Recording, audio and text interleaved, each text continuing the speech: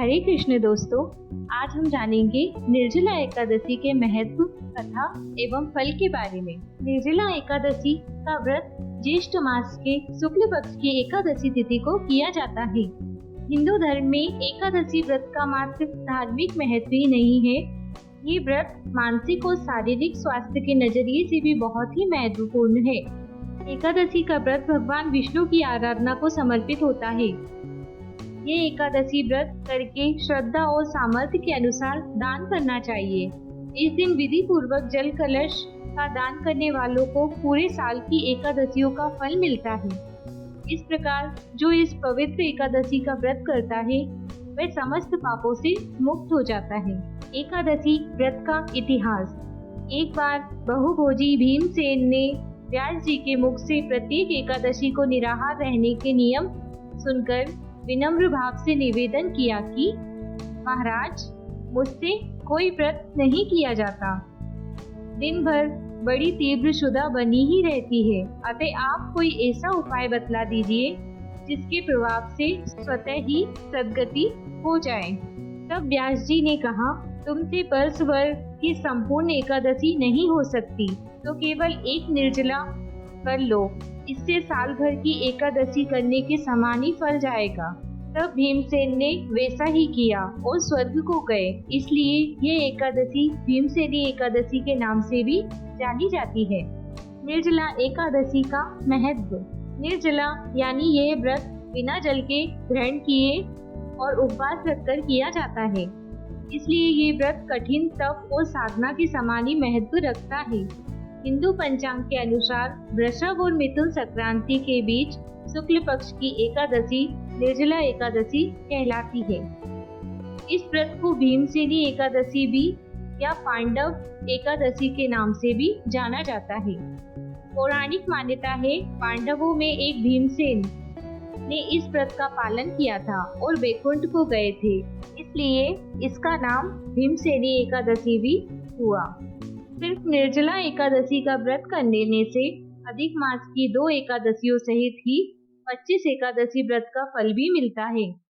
जहाँ साल भर एकादशी व्रत में आहार संयम का महत्व है, वहीं निर्जला के दिन आहार के साथ जल का संयम भी जरूरी है।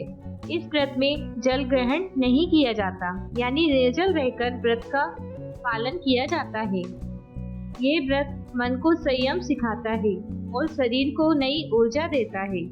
ये व्रत पुरुष और महिलाओं दोनों द्वारा किया जा सकता है। इस व्रत के दिन इन बातों का ध्यान अवश्य रखें। पवित्रीकरण के समय जल आचमन के अलावा अगले दिन सूर्योदय तक पानी ना पिएं। दिन भर कम बोले और हो सके तो मौन रहने की कोशिश करें। दिन भर ना सोएं। ब्रह्मचर्य का पालन करें। झूठ ना बोले, गुस्सा और विवाद ना करें। निर्जला एकादशी की व्रत कथा। जब वेद व्यास जी ने पांडवों द्वारा चारों पुरुषार्थ धर्म, अर्थ, काम और मोक्ष देने वाली एकादशी का व्रत संकल्प कराया था, तब युधिष्ठिर ने कहा, जनार्दन, ज्येष्ठ मास के शुक्ल पक्ष में जो एकादशी पड़ती है, कृपया उसका वर्णन। भगवान श्री कृष्ण ने कहा, राजन, इसका वर्णन परम धर्मात्मा व्यास जी करेंगे, क्योंकि ये संपूर्ण शास्त्रों के तत्वज और वेद वेदांगों के पारंगत विद्वान हैं। तब वेद व्यास जी कहने लगे, कृष्ण और शुक्ल पक्ष की एकादशी में अन्न खाना वर्जित है। द्वादशी को स्नान करके पवित्र होकर फूलों से भगवान केशव की पूजा करें, फिर ब्राह्मणों को भोजन देकर अंत में स्वयं भोजन करें। ये सुनकर भीम बोले, बुद्धिमान पितामह, मेरी उत्तम बात सुनिए। राजा युधिष्ठिर, माता कुंती, द्रौपदी, अर्जुन, नकुल और सहदेव ये एकादशी को कभी भोजन नहीं करते तथा मुझसे हमेशा ही यही कहते हैं कि भीमसेन एकादशी को तुम भी ना खाया करो, परंतु मैं उन लोगों से यही कहता हूँ कि मुझसे भूख नहीं सही जाएगी। भीमसेन की बात सुनकर वेदव्यास जी कहने लगे, यदि तुम नरक को दूषित समझते हो और तुम्हें स्वर्गलोक की प्राप्ति अभीष्ट है, तो इन दोनों पक्षों की एकादशियों के दिन भोजन नहीं करना चाहिए। भीमसेन बोले, महाबुद्धि मान पितामह, मैं आपके सामने सच कहता हूँ, एक बार भोजन करके भी व्रत नहीं किया जा सकता, तो फिर मैं उपवास करके कैसे रह सकता हूँ? मेरे उदर में रक्त नामक अग्नि सदा प्रज्वलित रहती है, अतः जब मैं बहुत अधिक खाता हूँ तभी वह शांत होती है। इसलिए महामुनि, मैं पूरे वर्ष भर में केवल एक ही उपवास कर सकता हूँ, जिससे स्वर्ग की प्राप्ति सुलभ हो तथा जिसके कारण मैं कल्याण का भागी हो सकूं। निश्चय करके बताइए, मैं उसका यथोचित रूप में पालन करूंगा। व्यास जी ने कहा, भीम, ज्येष्ठ मास में सूर्य वृष राशि पर हो या मिथुन राशि पर शुक्ल पक्ष में जो एकादशी हो, उसका यत्न पूर्वक निर्जल व्रत करो। केवल कुल्ला या आचमन करने के लिए मुख में जल डाल सकते हो। उसको छोड़कर किसी भी प्रकार का जल विद्वान पुरुष मुख में ना डाले, अन्यथा व्रत भंग हो जाता है। एकादशी को सूर्योदय से लेकर दूसरे दिन तक सूर्योदय तक मनुष्य जल का त्याग करे तो ये व्रत पूर्ण होता है। इसके लिए द्वादशी को प्रभात काल में स्नान करके ब्राह्मणों को विधि पूर्वक जल और सुवर्ण का दान करें। इस प्रकार सब कार्य को पूरा करके जितेंद्रिय पुरुष ब्राह्मणों के साथ भोजन करें। वर्ष भर में जितनी एकादशियां होती है, उन सब का फल इस निर्जला एकादशी से मनुष्य प्राप्त कर सकता है। इसमें तनिक भी संदेह नहीं है। शंख, चक्र और गदा धारण करने वाले भगवान केशव ने मुझसे कहा था कि यदि मानव सबको छोड़कर एकमात्र मेरी शरण में आ जाए तो एकादशी और एकादशी को निराहार रहे तो वह सब पापों से छूट जाता है।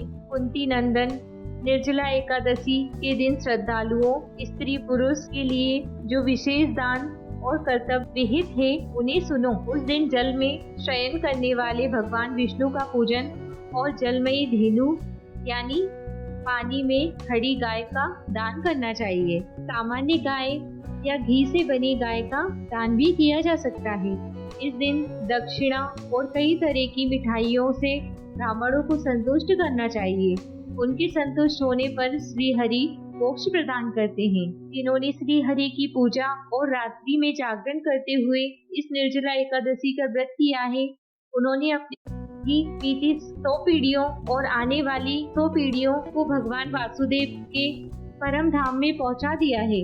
निर्जला एकादशी के दिन अन्न, वस्त्र, गौ, जल, सैया, सुंदर आसन, कमंडलू तथा छाता दान करना चाहिए। जो श्रेष्ठ तथा सुपात्र ब्राह्मण हो जूता दान कर सकता है, वह सोने के विमान पर बैठकर स्वर्ग लोक में प्रतिष्ठित होता है। जो इस एकादशी की महिमा को भक्ति पूर्वक सुनता है अथवा उसका वर्णन करता है, स्वर्ग लोक में जाता है। चतुर्दशी युक्त अमावस्या को सूर्य ग्रहण के समय श्राद्ध करके मनुष्य जिस फल को प्राप्त करता है, वही फल इस कथा को सुनने से भी मिलता है। भीमसेन, ज्येष्ठ मास में शुक्ल पक्ष में जो शुभ एकादशी होती है, उसका निर्जल व्रत करना चाहिए। उस दिन श्रेष्ठ ब्राह्मणों को ही शक्कर के साथ जल के घड़े का दान करना चाहिए। ऐसा करने से मनुष्य भगवान विष्णु के समीप पहुंचकर आनंद का अनुभव करता है। इसके बाद द्वादशी को ब्राह्मण भोजन कराने के बाद स्वयं भोजन करे। जो इस प्रकार पूर्ण रूप से पापनाशनी एकादशी का व्रत करता है, वह सब पापों से मुक्त हो आनंदमय पद को प्राप्त करता है। यह सुनकर भीमसेन ने भी इस शुभ एकादशी के व्रत को आरंभ किया। हे नारायण, जो इस कथा को पढ़े, सुने अथवा इस चैनल को सब्सक्राइब करे, उसकी सारी मनोकामनाएं पूर्ण करना। जय श्री कृष्णा, हरे कृष्णा, राधे राधे।